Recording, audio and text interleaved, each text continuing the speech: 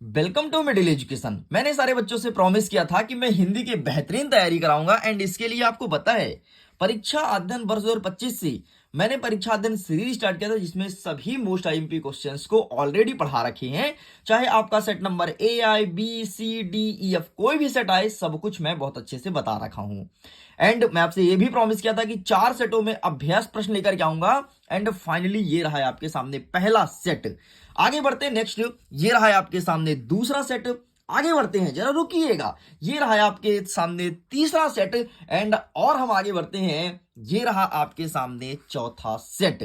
लेकिन अगर इन सेटों में मैं बात करूं तो यहां पर 2 सेटों का वीडियो ऑलरेडी अपलोड है। एक मैंने इस सेट का संपूर्ण सोल्यूशन का वीडियो अपलोड कर दिया है। अगर आपने नहीं देखा तो प्लीज जाइए जाकर के सारे क्वेश्चंस को बहुत अच्छे ढंग से देखिए और इसका सही उत्तर क्या होगा उसको भी जल्दी से देख लीजिए।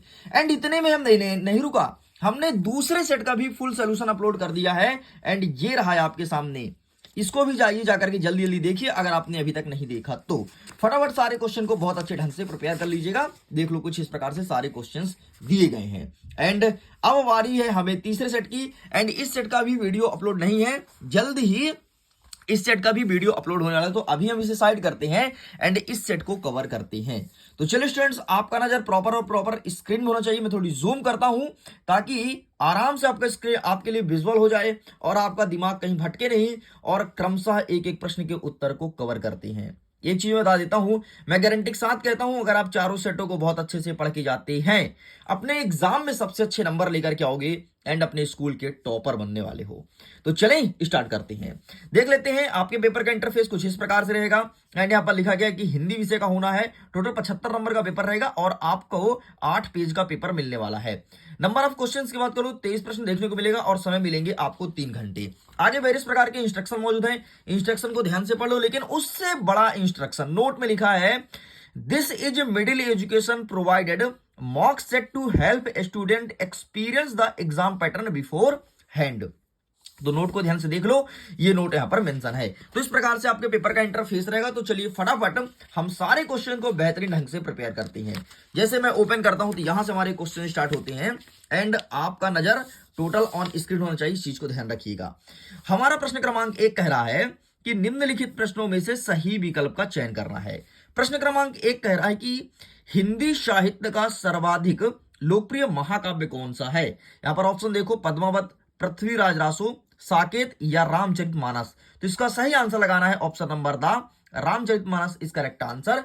ये सबसे ज्यादा प्रचलित है। नेक्स्ट कहता है काव्य के भेद माने गए हैं।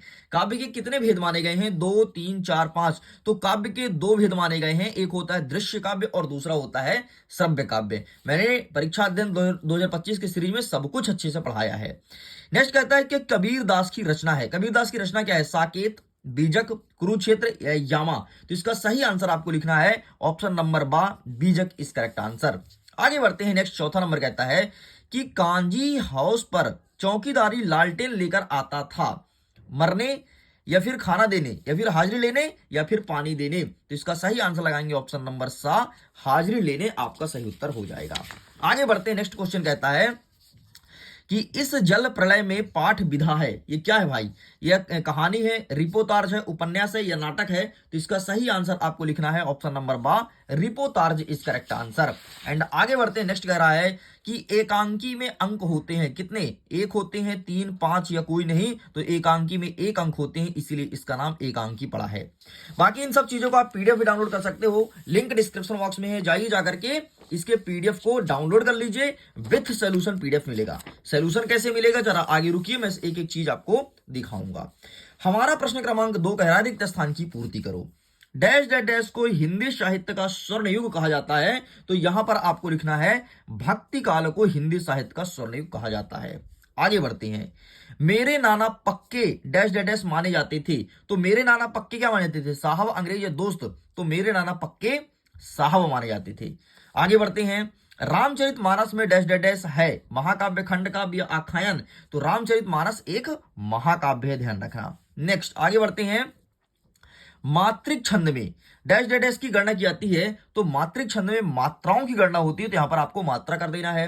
आगे बढ़ते हैं। वे शब्दांश जो शब्द बनाते समय आरंभ में लगते हैं उसे क्या कहते हैं? वे शब्दांश जो शब्दों के आगे लगते हैं उसे हमेशा उपसर्ग कहा जाता है। तो यहां पर आपको उपसर्ग पे टिक करना है। नेक्स्ट कह रहा है कि करुण रस का स्थायी भाव क्या हो जाएगा? तो करुण का स्थायी भाव हो जाएगा आपका शोक। तो यहां पर आपको शोक लगाना है। आगे बढ़ते हैं। नेक्स्ट प्रश्न क्रमांक 3 कह रहा है कि निम्नलिखित जोड़ियों का मिलान कर लिखिए। मतलब सही जोड़ी को मिलाना है। एक साइड दिया है स्तंभ आ, दूसरा दिया है स्तंभ बा। ठीक है, तो आइए फटाफट इसे भी मिलाते हैं। यहां पर कह रहा है पहला नंबर लहासा की ओर, तो इसका सही आंसर आपका हो जाएगा राहुल संख्यातयन। ये हो जाएगा पहले का उत्तर। ठीक, तो यहां पर मैं लिख दिया पहला नंबर। नेक्स्ट कह रहा है कि माखनलाल चतुर्वेदी, तो इसका सही आंसर हो जाएगा आपका एक भारतीय आत्मा। तो ये हो जाएगा दूसरे नंबर का उत्तर। ठीक है, इसका इससे मैच होगा। नेक्स्ट कहलाता है रस का अंग, तो रस के अंग कितने माने गए हैं? 4 माने गए हैं। तो यहां पर ये हो जाएगा रस का अंग 4। ठीक है, ये आमने सामने हो जाएगा। तो ये तीसरे नंबर का उत्तर। नेक्स्ट कहता है रचना के आधार पर वाक्य, तो रचना के आधार पर वाक्य कितने प्रकार के होते हैं? तो रचना के आधार पर वाक्य होते हैं 3 प्रकार के। तो इसका आमने सामने कर देना। ठीक है, आमने सामने हो जाएगा। नेक्स्ट कहता है कि पंचवटी, पंचवटी का आपका क्या हो जाएगा? यहां पर देखो क्या क्या बचा है ऑप्शन में, रतन, खंडकाव्य, महाकाव्य, फणकेश्वर नाथ रेणु। तो पंचवटी का आपको चुपचाप आमने सामने कर देना है। तो इसका सही आंसर आपका खंडकाव्य हो जाएगा 5वें का। नेक्स्ट कह रहा है कि घर का नौकर, तो घर का नौकर क्या हो जाएगा? रतन हो जाएगा। तो यहां से ये वाला हो जाएगा 6वां नंबर। ठीक, इस प्रकार से आपका पूरा आंसर होता है कंप्लीट।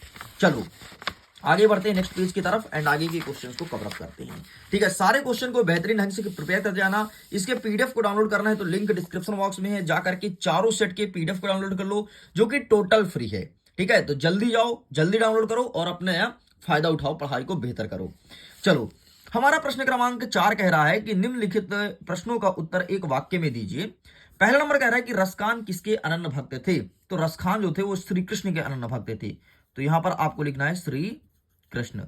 नेक्स्ट कहता है कि साहित्यिक पुरखी किसे कहा गया है? तो मुंशी प्रेमचंद्र को कहा गया। तो यहां पर लिखेंगे मुंशी प्रेमचंद्र। भाई बढ़िया पीडीएफ लेकर के आया हूं, अभी तुमको आंसर का पीडीएफ दिखाऊंगा, मजा आ जाएगा। ठीक, मुंशी प्रेमचंद्र। नेक्स्ट कहता है कि समास कितने प्रकार के होते हैं? तो समास 6 प्रकार के होते हैं। नेक्स्ट कह रहा है जहां काव्य का आधार शब्द होता है वह कौन सा अलंकार है? तो जहां शब्द आधार होता है उसे कहते हैं शब्द अलंकार। तो यहां पर हो जाएगा आपका शब्द अलंकार। ठीक, ये हो गया। नेक्स्ट कह रहा है लोक में प्रचलित उक्ति क्या कहलाता है? तो जो लोक में प्रचलित उक्तियां होती हैं उसे लोकोक्तियां कहते हैं। तो यहां पर आपको लोकोक्तियां कर देना है, लोकोक्तियां। ठीक, ये लोकोक्ति भी लिख सकते हो, बाकी लोकोक्तियां लिखना। नेक्स्ट कह रहा है कि शादी के बाद लेखिका मृदुला अगर कहां रहने लगी? तो ये कहां रहने लगी थी? तो ये डालकिया नगर में, मतलब डालकिया नगर में रहने लगी थी। ठीक है, फिर नगर लिख देना, नगर में काम हो जाएगा, नगर में। ठीक, इस प्रकार से होता है कंप्लीट। आगे बढ़ते हैं। 5वां नंबर कह रहा है निम्नलिखित कथनों में से सत्य असत्य को छांट करके लिखना है। पहला नंबर कहता है कि सुमित्रानंदन पंत प्रकृति प्रेमी कवि थे। तो बिल्कुल ये बात सत्य है, ये प्रकृति प्रेमी कवि थे, सही कर देना। नेक्स्ट कह रहा है कि खंड काव्य की कथा वस्तु विस्तृत होती है। बिल्कुल गलत है, नहीं होती। महाकाव्य की विस्तृत होती है, खंड काव्य की संकुचित होती है, सीमित होती है। नेक्स्ट कह रहा है लॉरेंस को कबूतर से प्रेम था। बिल्कुल गलत है ना। नेक्स्ट कह रहा है कि विचार विनिमय के माध्यम को भाषा कहा जाता है। बिल्कुल सही बात है। नेक्स्ट कह रहा है कि विभीषिका से तात्पर्य भयंकरता से है। बिल्कुल गलत बात है, ये सॉरी सही बात है, बिल्कुल सही बात है। नेक्स्ट कह रहा है कि राम स्वरूप की पत्नी का नाम प्रेमा था। ये भी बिल्कुल सही हो जाएगा। इस प्रकार से केवल इसका दूसरा और तीसरा गलत है, बाकी सब कुछ सही है। तो हमने इस 8 मिनट के वीडियो में वस्तुनिष्ठ तक पूरा कंप्लीट कर लिया है ना। काफी स्पीड से पढ़ रहे हैं और बस 8 मिनट और चाहिए। और 8 मिनट में अब हम आपको संपूर्ण प्रश्न का उत्तर दिखाने वाले हैं, बाकायदे एक एक चीज डिस्कस करने वाले हैं।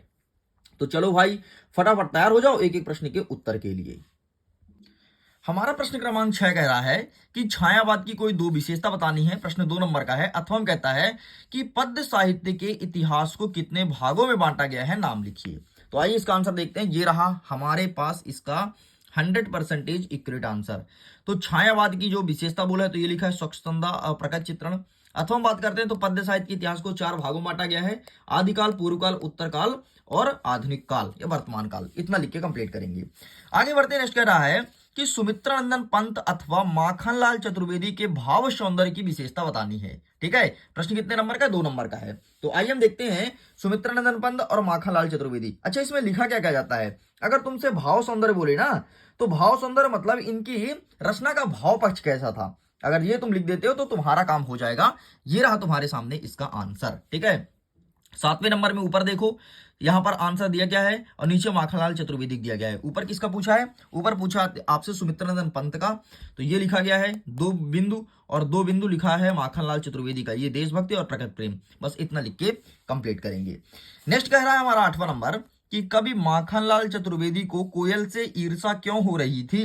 और अथवा में कहता है कि कवित्री ललब्ध का घर जाने की चाह से क्या तात्पर्य है? ये प्रश्न पूछा गया है, तो ये रहा इसका आंसर, ठीक। ये रहा प्रश्न क्रमांक 8 का उत्तर। कोयल स्वतंत्र है तथा स्वच्छंद होकर के उड़ती है, परंतु कभी काल कोठरी में कैद हो कोयल की गीतों को सुनकर लोग खुश होते थे, जबकि कवि को रोने में मन लगता था, ये फिर रोना भी आता था, ठीक। एंड अथवा में देख लो ललब्ध वाला, इसका आंसर कंप्लीट होता है। आगे बढ़ते हैं, प्रश्न क्रमांक 9 कह रहा है अरहर और सनई के खेत कवि पंत को कैसे दिखाई देते हैं? एंड यहीं पर अथवा में कहता है कि लता ने बादल रूपी मेहमानों को किस तरह देखा और क्यों? ये प्रश्न भी आपके 2 नंबर का है, तो आइए देख लेते हैं इसका सही उत्तर क्या हो जाएगा। तो ये यहां पर आंसर लिखा गया अरहर और सनई वाला, ठीक है। ये रहा और ये रहा, तो आप इसका स्क्रीनशॉट ले लो। चलो आगे बढ़ते हैं। नेक्स्ट हमारा कह रहा है प्रश्न क्रमांक 10 कि छंद किसे कहते हैं और छंद के प्रकार के नाम लिखो। अथवा में कहता है कि रस किसे कहते हैं और रस के अंग का नाम लिखो, ठीक है। ऊपर छंद पूछा है, नीचे पूछा है आपसे रस। तो आइए इसका आंसर दिखा देता हूं। ये रहा है आपके सामने छंद। वर्णों की संख्या एवं क्रम, मात्रा तथा गति नियोजित रचना को छंद कहा जाता है। ये होता है 2 प्रकार का, मात्रिक और वार्णिक। अब मैं बात करता हूं रस का, तो काव्य आस्वादन से उत्पन्न आनंद ही रस कहलाता है, और अर्थात कहानी, उपन्यास, नाटक, एकांकी शब्द लिखा है जो पढ़ने में आनंद की अनुभूति होती है, इसे रस कहते हैं। इसके 4 अंग होते हैं, स्थायी भाव, अनुभव, विभाव और संचारी भाव। ये लिखना है, ठीक है। नेक्स्ट आगे बढ़ते हैं। 11 नंबर कह रहा है कि अनुप्रास अलंकार की परिभाषा उदाहरण सहित लिखना है। प्रश्न कितने नंबर का है? 2 नंबर का है। अथवा में कहता है कि महाकाव्य और खंड काव्य में कोई 2 अंतर बताइए। आइए देखते हैं फटाफट 11 नंबर का उत्तर क्या हो जाएगा। तो ये यहां पर लिखा गया है, क्या लिखा है? जब कसी वड़ का बार बार आता है, और एक सेकंड ना, अनुप्रास अलंकार पूछा है ना, रुको यहां पर थोड़ी क्लियर नहीं लिखा, ठीक है। अनुप्रास अलंकार क्या होता है? जब किसी वर्ण की आवृत्ति बार बार आती है उसे अनुप्रास अलंकार कहते हैं। जैसे चारु चंद्र की चंचल किरणें खेल रही थी जलथल में, तो देखो चा चा चा चा। इसके अलावा एक दूसरा एग्जांपल सुनो, चंदू के चाचा ने चंदू के चाची को चांदनी की रात में चांदी चम्मच से चटनी चटाई, तो चा चा चा आ रहा है, बस वही अनुप्रास अलंकार है। आगे बढ़ते हैं। अथवा में महाकाव्य और खंड काव्य में अंतर बताओ, तो आइए दिखा देते हैं इसमें अंतर। ये लिखा गया है आपके सामने अंतर, ठीक है। महाकाव्य का 2 बिंदु और खंड काव्य का 2 बिंदु। बाकी आपको किस प्रकार से लिखना है? लाइन खींचना और इधर एक साइड महाकाव्य, दूसरी साइड खंड काव्य, और लिख देना अंतर, ठीक है। ऐसे लिखना, पूरे नंबर मिलेंगे। आगे बढ़ते हैं। नेक्स्ट कह रहा है हमारा प्रश्न क्रमांक 12, एकांकी विधा की 2 विशेषताएं बतानी है। अथवा में कहता है कि कहानी और उपन्यास में कोई 2 अंतर लिखना है। तो आइए दिखा देते हैं फटाफट एकांकी विधा की विशेषताएं। तो ये रहा है आपके सामने एकांकी, ठीक है। एक सेकंड, हाँ ये रहा 12 नंबर का उत्तर। ये कहानी और उपन्यास में अंतर, ठीक है।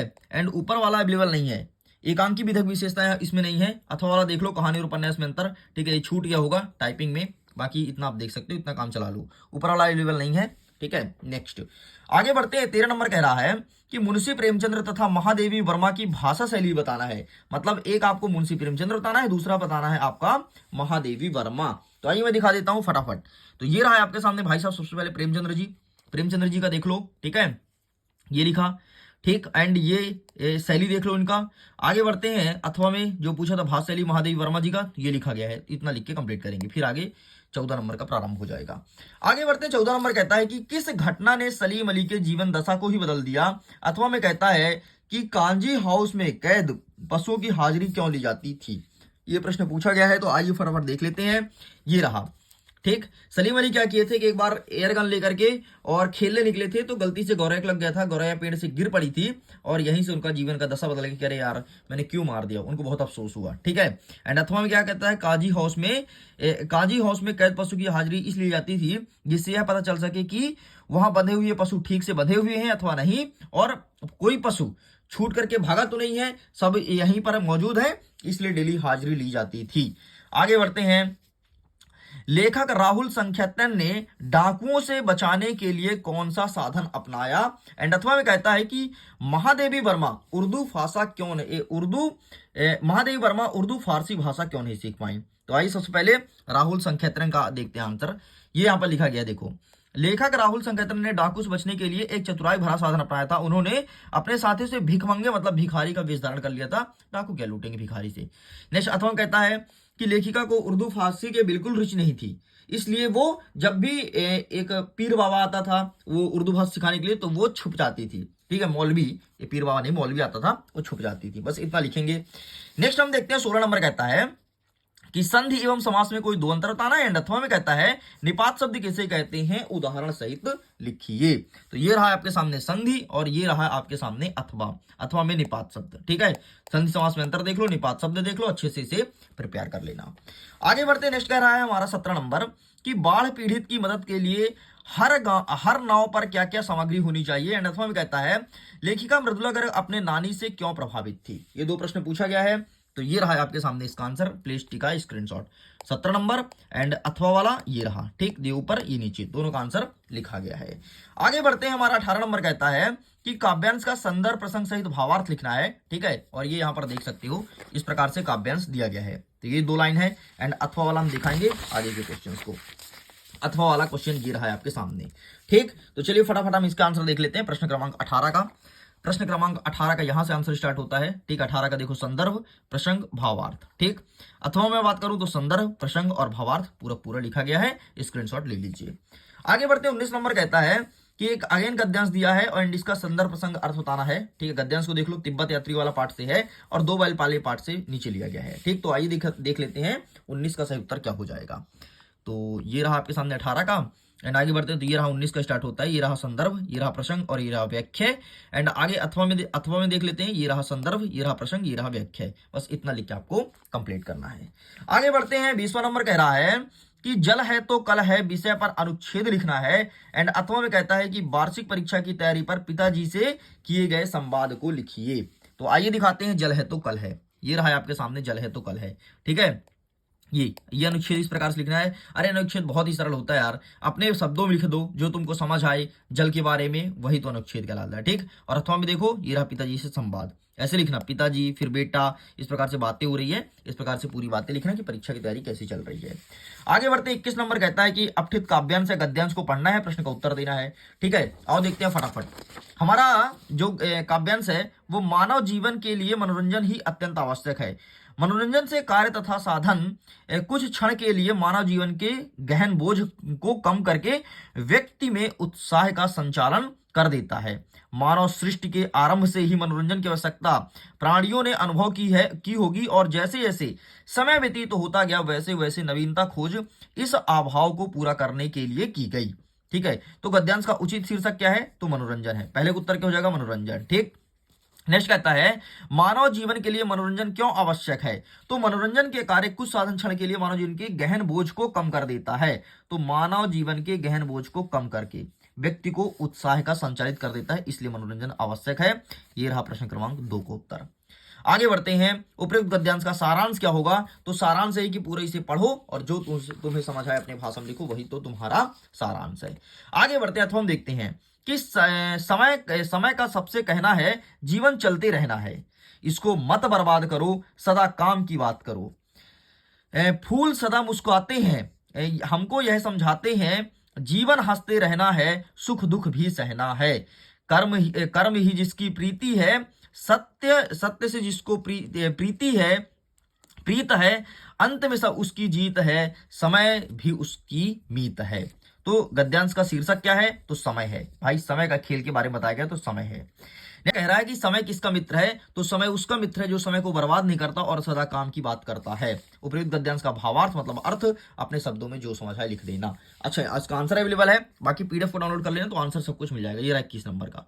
ठीक, और ये रहा अथवा चालू होता है, ये कंप्लीट होता है। आगे बढ़ते नेक्स्ट कह रहा है 22वां नंबर कि अपने विद्यालय के प्राचार्य को साला शुल्क मुक्ति के लिए आवेदन पत्र लिखना है। अथवा कहता है कि प्रातःकाल सैर का लाभ उठाते हुए छोटे बेटे को पत्र लिखना है। ठीक, ये प्रश्न पूछा गया है, भाई इसका आंसर देख लेते हैं फटाफट। ठीक है, दोनों को अच्छे से प्रिपेयर कर लेना, स्क्रीनशॉट ले लो। ये रहा 22वें नंबर का। ठीक है, यहां तक कंप्लीट होता है एंड यहां से अथवा चालू होता है एंड यहां से लेकर के ये कंप्लीट होता है अथवा वाला। इस प्रकार से स्टूडेंट्स मैंने सब कुछ कंप्लीट कर दिया। 23वां नंबर देख लो, निबंध लिखना है रूपरेखा सहित। ठीक है, मैं कहता हूं कि आप विद्यार्थी यूनियन अनुशासन इसे प्रिपेयर करो, क्योंकि स्वयं आप एक विद्यार्थी और अच्छे से लिख भी पाओगे। और दूसरा, अगर आपको प्रिपेयर करना है तो खेल का महत्व सभी सेटों में आएगा, चाहे कोई भी सेट हो। आपके एग्जाम में 6 सेट देखने को मिलेगा, मिडिल एजुकेशन आपको 4 सेटों में प्रोवाइड कराएगा। तो इस प्रकार से हमारा ये सेट भी कंप्लीट होता है। वीडियो पसंद आए तो वीडियो को लाइक कीजिए, अपने दोस्तों के साथ शेयर कीजिए और चैनल को सब्सक्राइब कीजिए। एंड इस प्रकार से आपका प्रश्न पत्र रहेगा, पूरा का पूरा प्रश्न पत्र कवर करा दिया गया है। एंड जल्द ही एक वीडियो और देखने को मिलेगा, सो प्लीज जल्दी से उसे भी देखिएगा। मैं वीडियो को एंड करता हूं। Thanks for watching.